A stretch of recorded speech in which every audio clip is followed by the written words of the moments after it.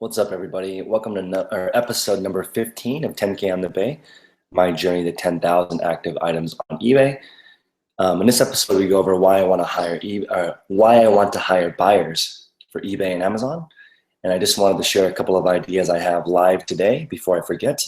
For some of you, you know that I'm basically using my YouTube channel as a live journal of what's going on. So, reason number one for why I want to hire a buyer.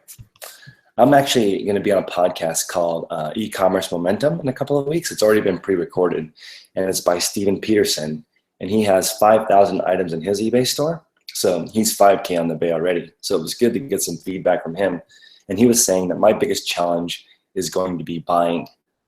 And that hasn't been an issue for me yet, but he says that's because I'm at a small level. When you get higher, the rest of the stuff can be automated. So I was thinking, okay, what about buying? I've heard of booksellers that hire people to go out and buy books for them. They scan books, and if it's a certain criteria, then they buy it and they bring it back and they get paid $1 or $2 a book or whatever. And I was thinking, okay, maybe I can hire people to go buy for me. You know, I live in the Bay Area, California. There's lots of sales and things going on every day. I don't have time to go to any of them right now, let alone enough to fulfill 3,000 to 5,000 items. So I want to test hiring somebody. So reason number two I want to hire a buyer is I do not want to own a brick and mortar store. I think if you bought a brick and mortar store, you would have people coming to you with items, but I don't want to take on that expense right now as I'm getting started. So that's reason number two. So to combat that, I actually put up an ad on Craigslist looking for people that would be a buyer for me. And basically how I worded the ad was, I'm looking for items that are worth $30 to resell on eBay. And let's work out a deal, go and buy stuff for me. I don't want to pay over, let's say $750 for the item. Text me or message me when you find something like that. And I had quite a few people respond. One lady in particular who goes to every single estate sale, garage sale for fun. But she doesn't have an e-commerce store. She just likes treasure hunting. So I told her, give her my information, what I like to sell, what she likes to sell. And I'm like, find something you think's worth over $30 and then message me. And we've been working it out on a commission basis so far. It's worked out really well. So if I actually had a bunch of these ladies out there hunting, or men, I think that'd be a great way for me to get inventory without having a brick and mortar store. Okay, my third reason is that I want to be a 30 category guy. I want to sell in 30 different categories on my eBay store because I think that will make me less seasonal. Like, for example, clothing right now is not going to sell as well as Q4 and Q1 from what people have told me. So I don't want to rely on clothing sales if it's going to be slow during the spring and summer.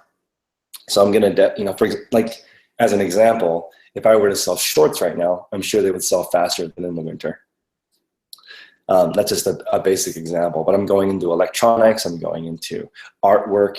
I'm trying to be in as many categories as I can that fit that criteria. So again, I can avoid the seasonality.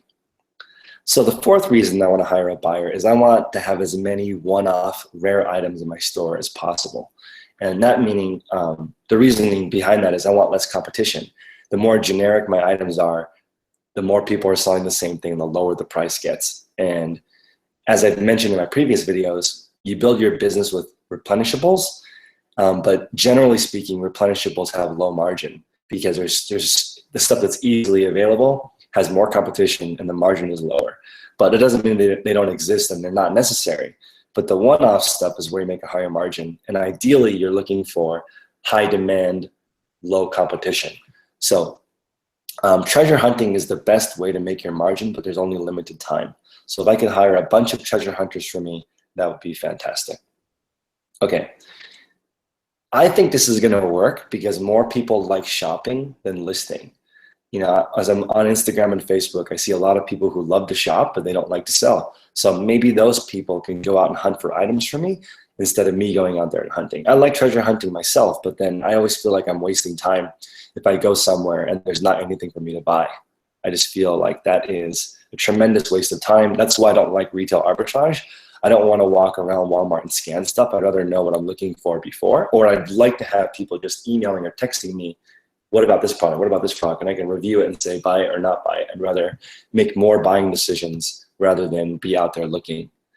And the final reason that I want to sell one-offs is that it increases my average selling price. So right now I'm at $24 including shipping. If you guys look at my store, you can see that my items are selling, you know, around 18 bucks plus shipping is around $24 because I have a flat rate. So basically basic economics, if there's lower supply, there's higher demand. So that's why I'm moving towards trying to hire buyers. I don't know if I'm going to be able to pull it off. Right now, I only have one lady that finds stuff once in a while, but usually it's an estate sale or a garage sale where I can get a big influx of stuff at the same time, buying bulk per se. So hope you guys enjoyed this. If you have any questions, comment below or send me an email at 10konthebay@gmail.com. Like and subscribe and share. Thank you very much. Have a great day.